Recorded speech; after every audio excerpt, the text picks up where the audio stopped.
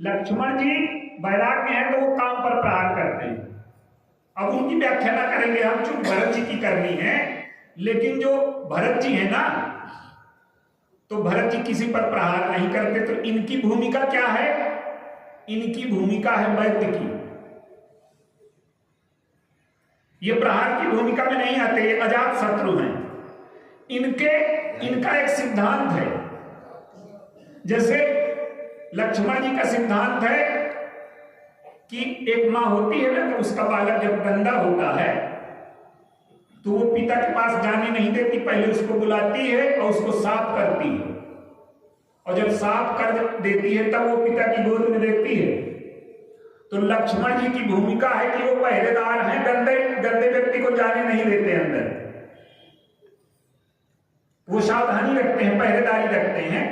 और भरत जी की भूमिका क्या है? भरत जी की भूमिका ये है कि उन्होंने हमें इतनी सुविधा दे दी है, इतनी सावधानी दे दी है कि कोई भी व्यक्ति राम के पास जा सकता है। वो क्या कहते हैं? क्रूर, कुटिल, खल, कठिन कलंकी, नीच निरीश निशील निशंकी, और तेउ सुन शरण सामुहे आए, और सकरत प्रणाम किए अपनाए। अब ये जितने भी लोग हैं इसमें निरीश भी है, जो भगवान को न मानता हो वो भी है। तो भरत जी कहते हैं कि जो आपके सामने आ जाएगा उसको अपना ले। तो भरत जी की भूमिका वैद्य की है। तो वैद्य का काम यह है कि वो दोषों को तो देखता है, लेकिन उसका काम है इलाज करना। वो मरीज को डांटता नहीं कि तुम 15 दिन भात न खाए तो 15 दिन अब खा सो। वो उसी दिन से इलाज शुरू कर देता है। तो भरत जी की जो भूमिका है वो वैद्य की है। पर अब हमारे एक महापुरुष हमें प्रयाग में छोड़ गए हैं, तो हम वहीं से आगे शुरू करते हैं। देखिए, पाप पुण्य की परिभाषा क्या है? पहले तीर्थ की परिभाषा समझ लें और पाप पुण्य की परिभाषा समझ लें। एक पाप पुण्य की परिभाषा सामान्य व्यक्ति ये जानता है कि उससे पूछो कि पुण्य क्या है, तो कहता है कि घर परिवार में सब कुशल से है, बड़े आनंद से हैं, हम सब प्रकार की हमें सुविधाएं प्राप्त हैं। तो भगवान की कृपा का एक अर्थ ये लगाता है व्यक्ति, और ये अर्थ बुरा नहीं है, ये अर्थ होता है सबके जीवन में। लेकिन यही अर्थ पूरे जीवन लेना नहीं चाहिए। जैसे एक बालक जब पढ़ने जाता है पहले दिन, तो माँ उसे मिठाई भी दे देती है, चॉकलेट भी दे देती है, बढ़िया कपड़ा पहना देती है, तिलक भी लगा देती है। तो का रोज करेगी का वो कि मिठाई और चॉकलेट रोज देगी? ये पहले दिन की व्यवस्था है, फिर बाद में ना देगी। तो धर्म की और पुण्य की एक दूसरी परिभाषा है। कौन सी? भगवान राम और भरत जी से सीखिए कि पुण्य की और धर्म की परिभाषा क्या है। रामायण में पुण्य और धर्म की जो सही परिभाषा है वो यही लोग बताते हैं। आप देखिए, हनुमान जी ने लंकिनी को घूंसा मारा, वो गिर गई और पीटी गई, अब खून निकलने लगा। और जब खड़ी हुई तो कहती है कि तात मोर अति पुण्य बहुता, और देखो नयन राम कर दूता। आप किसी को पीटें और वो मार खाए तो कहेगा कि बहुत पुण्य जग गया हमारा। वो तो कहेगा किसी पाप का फल है, हमको मार पड़ गई। लेकिन वो क्या कहती है लंकिनी कि जिस भूसे से मेरी बुद्धि शुद्ध हो गई। आप देखिए, हमें वैभव का सामान मिल जाए, ये पुण्य की परिभाषा है। लेकिन उससे बड़ी पुण्य की परिभाषा ये है कि जिस काम से हमारी बुद्धि शुद्ध हो जाए, ये पुण्य की सही परिभाषा है। जिससे हमारी बुद्धि अशुद्ध हो जाए, गंदी हो जाए, वो पुण्य की सही परिभाषा नहीं है। तो लंकिनी कहती है कि मैंने राम के दूत को पहचान लिया। पहले मैं जानती थी कि लंका का राजा रावण है, अब मैं जान गई कि प्रवेश नगर की जय सब काजा, और हृदय राखी कौशलपुर। सत्य का मुझे पता चल गया। अब आप देखिए, भगवान राम को वनवास भेज दिया गया, तो किसी का राज्य छीन जाए, सारी संपत्ति छीन जाए और उसे जंगल देश निकाला दे दिया जाए, तो वो कहेगा कि मेरा पुण्य जग गया। हम तो कहेंगे कि ये पाप का परिणाम है, जाने कौन से हमारे ग्रह खराब हो गए, जाने कौन सा पाप हमारे जीवन में फलित हो गया। तो भगवान नाम क्या कहते हैं कि सब मम पुण्य प्रभाव, ये मेरे पुण्यों का परिणाम है। अब आप देखिए, किसी का कुछ छीन रहा है तो पुण्य का परिणाम है क्या? हम मानेंगे का कि पुण्य का परिणाम है, लेकिन भगवान नाम कहते हैं कि आज मुझे सुअवसर मिला कि मेरे माता पिता ने मुझे इतने दिन प्रसन्न रखने का प्रयास किया और मैंने कितनी बार उनसे हठ न किया होगा, और मेरी माने उन्होंने पूरी की होंगी, मेरी जबरदस्ती उन्होंने पूरी की कि नहीं की। और आज मेरी माँ अगर जबरदस्ती करने पर उतारू है तो उसकी इच्छा मैंने पूरी करूं क्या? जिसने लाख बार मेरी इच्छा पूरी की, तो एक बार उसकी इच्छा पूरा करना मेरा धर्म नहीं है क्या? तो भगवान नाम पुण्य की परिभाषा ये मानते हैं कि जिसमें हमें दूसरे को सुख देना पड़े, हम कष्ट उठा लेंगे।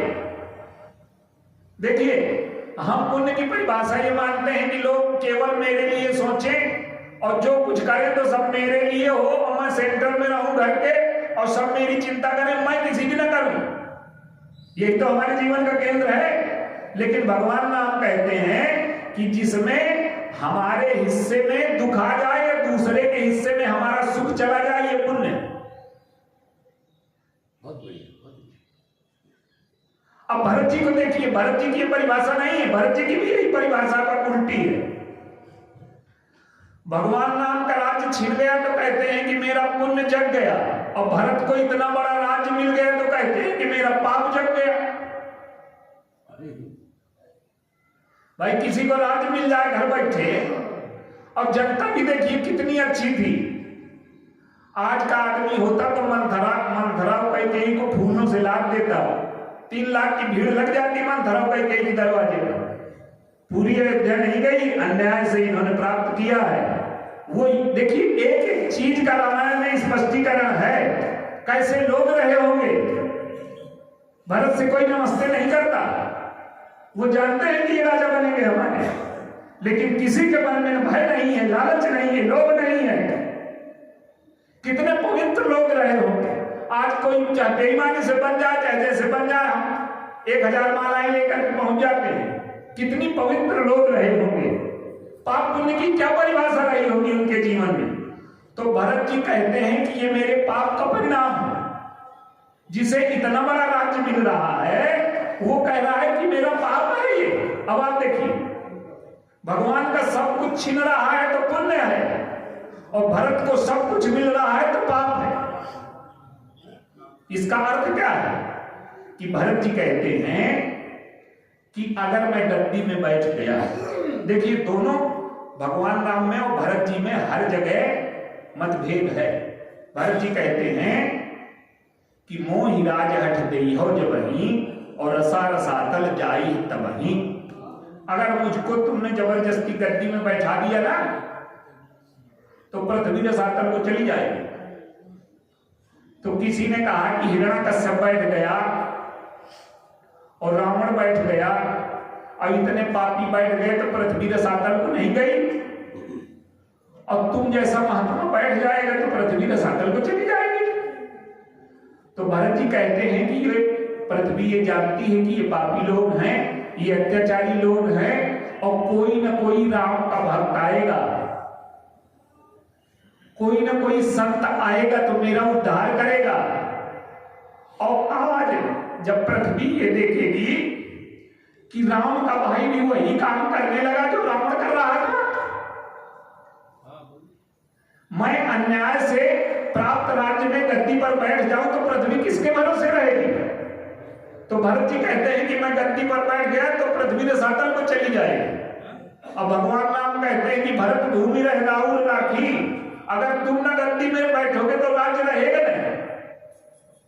तो इसका अर्थ ये है कि एक पाप पुण्य की परिभाषा संसारियों की होती है कि हमें सुख मिल जाए, हमें वैभव मिल जाए, हमें भोग मिल जाए, ये हम उसको पुण्य मानते हैं, और ये छीन जाए तो उसे पाप मानते हैं। लेकिन साधक की पाप पुण्य की परिभाषा ये नहीं होती। साधक की पाप पुण्य की परिभाषा ये है कि हमारा हृदय इस काम से शुद्ध हुआ कि अशुद्ध हुआ, और इस काम से हम भगवान के कितने पास पहुंचे कि दूर पहुंचे। तो भगवान, जिस काम से हम भगवान के पास पहुंच जाए, जिस काम से हमारा हृदय शुद्ध हो जाए, वो पुण्य है।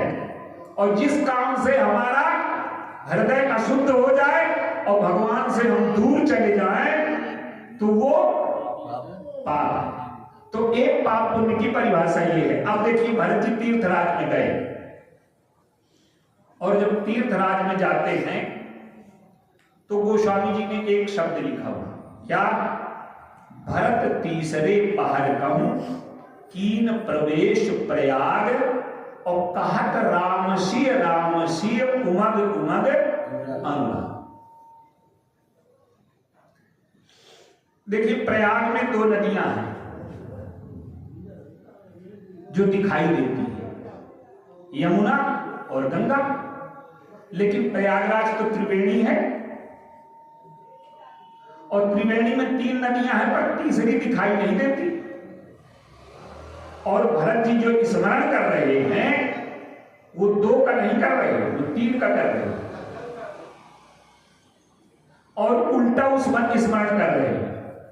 जब भी स्मरण किया जाता है तो राधे श्याम सीताराम कहा जाता है, शक्ति पहले और शक्तिमान बाद में, ये नियम है, विधि है, यही तरीका है भजन का।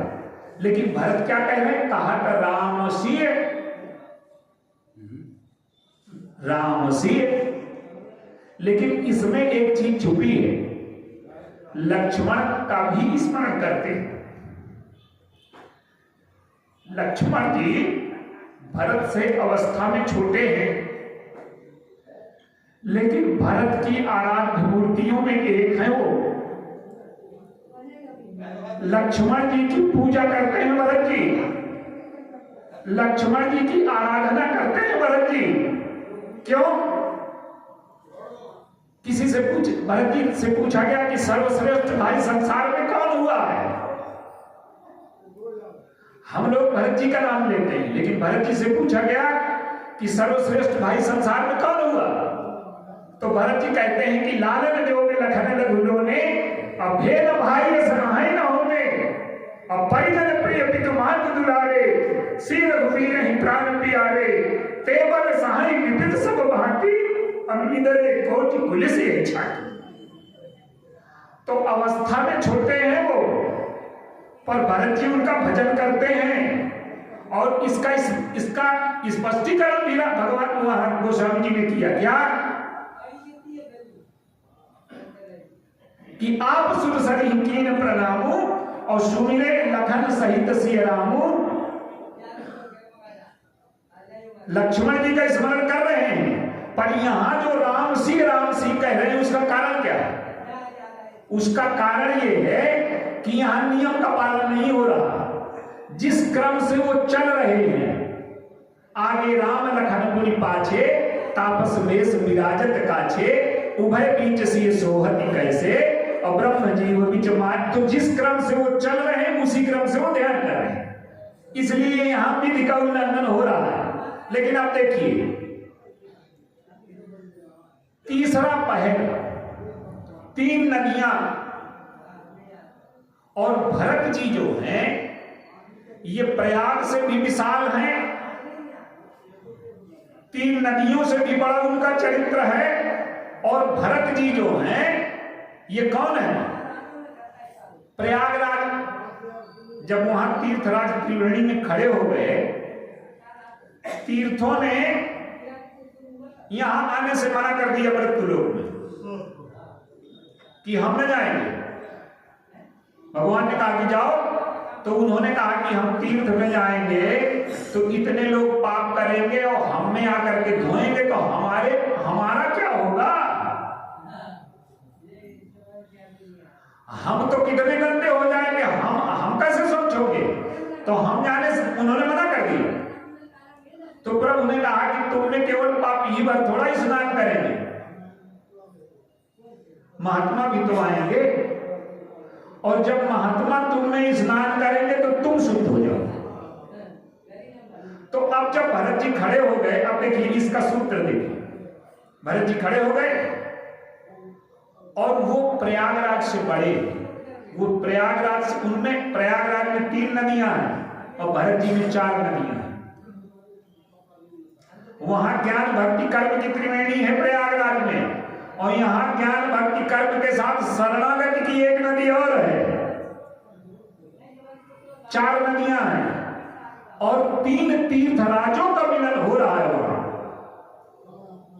3 प्रयाग का मिलन कहीं नहीं हुआ, लेकिन 3 प्रयागों का मिलन आज हुआ। क्या? एक प्रयाग तो वो है जो तीर्थराज के रूप में दिखाई देता है, ज्ञान भक्ति कर्म शरणागति की त्रिवेणी, और एक प्रयागराज वहां और है, मुद मंगलमय संत समाजू और जिन जग जन्म तीरथ, वो दूसरा प्रयागराज है। और एक तीसरा प्रयागराज स्वयं भरत जी हैं जो जा रहे हैं वहां। और जब भरत जी गए तो भरत जी ने प्रणाम किया प्रयागराज को, अब कहते हैं कि मानो भीख त्याग निज धर्मो और आरत काह न करे कुकर्मो। अब वो मांग क्या रहे हैं आप देखिए, उनकी मांग बड़ी विचित्र है। अर्थ न धर्म न काम रुचि गति न चाहो निर्वाण। न मुझे अर्थ चाहिए, न धर्म चाहिए, न काम, न मोक्ष, कुछ नहीं चाहिए। मुझे एक चीज दे दो, क्या? जन्म जन्म ऋत राम पद, यह वरदान न आन। मुझे राम के चरणों की रति जन्म जन्म के लिए दे दो, ये वरदान मुझे दे दो। अब देखिए प्रयागराज का भंडार इतना बड़ा है कि आज तक वहां से कोई खाली नहीं लौटा। भगवान राम का जब प्रयागराज में स्वागत किया है तो बराबरी में किया है। भगवान राम का जब स्वागत करते हैं प्रयागराज तो गोस्वामी जी ने लिखा कि माधव सरिस नीत हितकारी, मित्र के जैसा स्वागत किया प्रयागराज में भगवान राम का। लेकिन आज प्रयागराज क्या हो गया? जब भरत जी ने मांगा तो सारे संसार को देने वाला धर्म अर्थ काम मोक्ष आज भरत के सामने भिखारी हो। वो क्या कहता है कि ताक भरत तुम सब विधि साधु, साधुओं को देना मेरा काम नहीं है, साधुओं से लेना मेरा काम है। हम तीर्थ हैं, आप जैसे लोग जब हम में स्नान करते हैं तब हम तीर्थ बने रहते हैं, और मैं तो त्रिवेणी हूं, तुम तो प्रेम के समुद्र हो। तो समुद्र को मैं क्या दूंगा? आपका तो, आपकी एक बूंद अगर मुझे मिल जाए प्रेम की तो मैं धन्य हो जाऊंगा। तो जो प्रेम का समुद्र है वो तीर्थराज से प्रेम की एक बूंद मांग रहा है, और तीर्थराज ने हाथ जोड़ करके और सब विधि साधु कह करके प्रयाग भरत जी की स्तुति की। बस एक बिंदु छोटा सा आप देखिए, भरत जी के जीवन की विशेषता क्या है? विशेषताएं तो लाखों हैं उनमें, पर एक तीर्थराज में जो विशेषता व्यक्त हुई है उसको आप देखिए। भरत जी जब जा रहे हैं तो तीर्थराज में साधारण लोग तो रहते नहीं, वहां तो सब विशिष्ट लोग रहते हैं, संत समाज रहता है। तो भरत जी जब जा रहे हैं तो भरत जी की एक महिमा का गोस्वामी जी ने वर्णन किया है।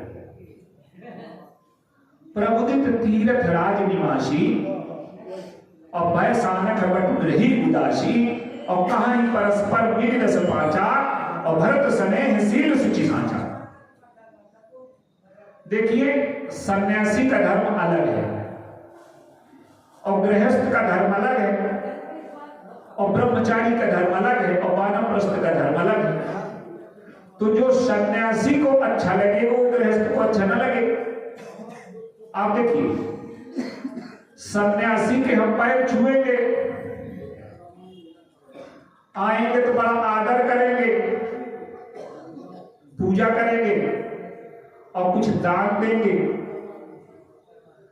पर संपत्ति हम अपने नालायक पुत्र को ही देंगे, सन्यासी को न देंगे। आप बताइए, उसकी पूजा चाहे जितनी करेंगे पर देंगे नहीं उसको कुछ। तो सन्यासी का धर्म है निवृत्ति। हमारे गुरुदेव भगवान एक किस्सा सुनाया करते थे कि अखंडानंद जी के साथ रहते थे वो। तो एक गृहस्थ आए तो कहा कि महाराज हमारी कन्या का विवाह है और आपको पधारना है। तो उन्होंने विनोद में कहा कि ऐसा है कि तुम्हारा निमंत्रण मैंने स्वीकार कर लिया और ऐसा है कि अब हमको न बुलाओ, और मैं पहुंच गया, तुम समझ लो कि तुम्हारा विवाह हो गया, अब मुझे न बुलाओ। तो उसने कहा कि नहीं महाराज आपको आना पड़ेगा। तो कहा हम आए तो उसमें दो खतरे हैं, पहले समझ लो। क्या? कहें जब मैं आऊंगा मेरे साथ जो शिष्य मंडली आएगी तो तुम अपने रिश्तेदारों का, मेहमानों का स्वागत छोड़ करके मेरे स्वागत में लग जाओगे। तो अगर दूल्हे को लगा कि सन्यास बहुत अच्छा है तो तुम्हारा सब बिगड़ गया। अब अगर मेरे सन्यासियों ने देखा कि दूल्हे का कितना ठाट बाट है, हमको अच्छा लग जाए, तो सन्यासियों को अच्छा लग जाए कि विवाह होना अच्छा है, तो हमारे सन्यासी बिगड़ गए। अगर दूल्हे को अच्छा लग जाए तो तुम्हारा विवाह बिगड़ गया। तो कहने का अर्थ है कि सन्यासी का धर्म अलग है, गृहस्थ का धर्म अलग है, वानप्रस्थ का अलग है और ब्रह्मचारी का अलग है। लेकिन ब्रह्मचारी को लगता है कि भरत से बड़ा कोई ब्रह्मचारी आज तक हुआ नहीं, और गृहस्थ को लगता है कि भरत से बड़ा कोई गृहस्थ नहीं हुआ, और वानप्रस्थ को लगता है कि भरत से बड़ा कोई वानप्रस्थ नहीं हुआ, और सन्यासी को लगता है कि भरत से बढ़ करके कोई बड़ा सन्यासी नहीं। अब आप देखिए कैसे ब्रह्मचर्य जो होता है, तो ब्रह्मचर्य एक निषेधात्मक शब्द नहीं, ब्रह्मचर्य एक विधेयक शब्द है। विधेयक का अर्थ है कि ब्रह्मचर्य के दो पक्ष होते हैं, एक निषेध एक विधि। निषेध का अर्थ क्या है कि ये न करना, ये न करना, ये न करना। अब जैसे एक वैद्य किसी से कह दे कि ये न खाना, ये न खाना, ये न खाना, तो कहेगा कि महाराज कुछ खाऊंगा कि ना खाऊंगा। तो निषेध का अर्थ है कि जो चीजें विषय की ओर ले जाती हैं तो वो न करना, लेकिन दूसरा पक्ष की जो चीजें भगवान की ओर ले जाती हैं, ब्रह्म की ओर ले जाती हैं, वो करना। तो भरत जी सबसे बड़े ब्रह्मचारी हैं कि उनकी अब व्याख्या नहीं कर रहे, 30 मिनट के समय में क्या होगी। तो भरत जी सबसे बड़े ब्रह्मचारी हैं कि उनमें ब्रह्मचर्य तो पूरा है पर काम के आक्रमण का भय है। और गृहस्थ इतने बड़े हैं कि शिवाभिषेक करहि विधिनाना अभिप्र जवाएंगे अमानई हृदय महेश बनाई। जो गृहस्थ करता है वो अपने लिए करता है, लेकिन भरत जी क्या करते हैं? कुशल मात पितु परिजन भाई। तो भरत जी से बड़ा कोई गृहस्थ नहीं है और भरत जी से बड़ा कोई वानप्रस्थ नहीं है। देखिए वानप्रस्थ को हमने किससे जोड़ा? अवस्था से। वानप्रस्थ का क्या अर्थ है? हम अपनी संस्कृति को भूल गए हैं, हमारी संस्कृति की जड़ें कट गई। वानप्रस्थ का क्या अर्थ था? वानप्रस्थ का अर्थ ये था कि जब व्यक्ति 50 तक पहुंचेगा तो उसका पुत्र युवा हो जाएगा, और अगर उस समय पिता भी भोग में लगा रहे तो पुत्र की अश्रद्धा का पात्र बन जाएगा। तो उस समय उसको अपने भोगों को छोड़ करके त्याग की ओर, वैराग्य की ओर, संन्यास की ओर, ईश्वर की ओर बढ़ना चाहिए, तो संतुलन बना रहेगा।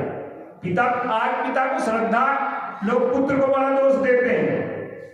आज पिता को जो आदर नहीं मिलता वो इसलिए नहीं मिलता कि वो भोगी बना बैठा है। भोगी को आदर कोई देगा? आदर के लिए आपको त्याग स्वीकार करना पड़ता है, तपस्या स्वीकार करनी पड़ती है, आदर के लिए भक्त होना पड़ता है। आदर कोई ऐसी चीज नहीं कि बिना मांगे मिल जाएगी आपको। पुत्र का दोष है तो पिता का दोष भी कम नहीं है। तो वानप्रस्थ का अर्थ है कि जब पिता में युवावस्था का उदय हो तो पुत्र में, तो पिता त्याग की ओर अभी बन न जाए, लेकिन बन की ओर उसका मुंह हो जाए, वो चीजों को छोड़ना शुरू करे, त्याग शुरू करे, पुत्र को जिम्मेदारियां से देना शुरू करे। तो भरत जी ने, देखिए हमने वानप्रस्थ अवस्था को जोड़ा, वानप्रस्थ आश्रम को जोड़ा अवस्था से, लेकिन भरत जी ने वानप्रस्थ आश्रम को जोड़ा आवश्यकता से। उन्होंने उस समय त्याग किया जब भोगों को भोगने की अवस्था होती है। अयोध्या का राज्य बिना मांगे मिल रहा है, सारे भोग मिल रहे हैं, सारा वैभव मिल रहा है, लेकिन उस भोग और वैभव को उन्होंने वानप्रस्थ आश्रम आश्रम की तरह से त्याग दिया। तो वानप्रस्थ अवस्था से न जोड़कर, वानप्रस्थ आश्रम को अवस्था से न जोड़ करके आवश्यकता से जोड़ा। क्यों? कि कैकेयी ने जिस भोग के लिए, जिस सत्ता के लिए, जिस राज्य के लिए संघर्ष खड़ा कर दिया था, भरत जी ने उस संघर्ष को समाप्त कर दिया अपने त्याग से, अपनी तपस्या से। तो वानप्रस्थी भरत से बड़ा कोई नहीं है, और भरत से बड़ा सन्यासी कोई नहीं है। गोस्वामी जी ने लिखा कि भरत विवेक बराह विशाला अनायास गणित ही काला। तो भरत का सन्यासी की सबसे बड़ी विशेषता क्या है? हमारा समाज आज दिशाहीन होता जा रहा है। सन्यासी एक ऐसा वर्ग था कि जो ये बताता था हमें कि बिना साधनों के भी ईश्वर और भक्ति और भगवान से हम बिना साधनों के कैसे प्रसन्न रहते हैं।